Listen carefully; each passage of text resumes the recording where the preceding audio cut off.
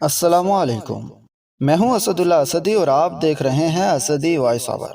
ناظرین، ایک پیر صاحب کے بارے میں مشہور تھا کہ جب بھی کوئی خاتون قبول صورت ان سے جھاڑ پھونک کروانے آتی تو پیر صاحب فوراً تخلیے کا حکم صادر فرماتے اور فریادی خاتون کو آزار بند کھولنے کا حکم دیتے۔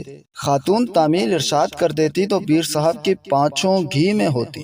اگر کوئی گستاخ و بے ادب خاتون برہمی کا اظہار کرتی تو پیر صاحب فوراً پینترا بدلتے ہوئے کہتے کہ میں تو وہ سامنے کونٹھی پر بندے آزار بند کی بات کر رہا تھا، اور ڈرامے کو حقیقی رنگ دینے کے لیے انہوں نے واقعی سامنے دیوار کے ساتھ آزار بند باندھ رکھا ہوتا تھا۔ پاکستان کی سیاست بھی اس طرح کی شعبدہ باز پیروں سے بھری پڑی ہے۔ ان بازیگروں میں ایک نام MQM کے رہنما الطاف حسین کا بھی ہے۔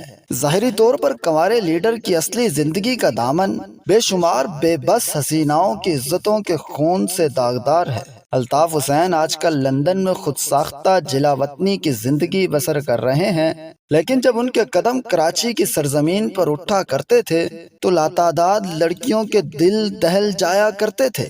خود کو قائد انقلاب کہلوانے والے الطاف حسین نے پارٹی میں خواتین کی ممبر سازی کے لیے مذکورہ پیر صاحب کی طرح نہایت شرمناک طریقہ کار رکھا ہوا تھا۔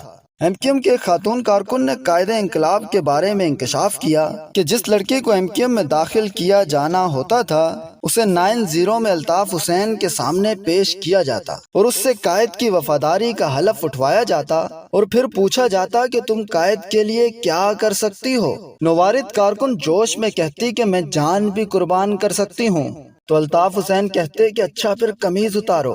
کارکن عمل کر دیتی تو پھر باقی لباس بھی درجہ بدرجہ اتروا دیا جاتا تھا اور پھر ننگے وطن رہنما اس جانثار و بے لباس لڑکی سے کیٹ واک کی فرمائش کرتے۔ اگر کوئی باضمیر لڑکی قائد کے حکم پر بے لباس نہ ہوتی تو الطاف حسین فوراً شاہی انداز میں تالیاں بجا کر اسے داد دیتے اور کہتے کہ پارٹی کو تمہارے جیسی باسمت اور پاک باز لڑکیوں کی ضرورت ہے جو اپنی عصمت پر حرف تک نہ آنے دیں۔ MQM کے ایک مرکزی رکن اور خصوصی معاون خالد ندیم نے انکشاف کیا کہ الطاف حسین نہ صرف ایک سفاک اور خطرناک انسان ہے بلکہ اس نے لاتعداد عورتوں کو بھی جنسی تشدد کا نشانہ بنایا ہے، لیکن تشدد کا شکار ہونے والی عورت اور اس کا خاندان اس خوف کی وجہ سے خاموش ہو جاتے کہ الطاف حسین اسے زندہ نہیں چھوڑے گا یا پھر اس کے خاندان کو نقصان پہنچائے گا۔ خالد ندیم نے الطاف حسین پر الزام لگایا کہ جو مہاجر لڑکیاں MQM کے لیے کام کرنے آتی الطاف حسین ان میں سے چند کا انتخاب کر لیتے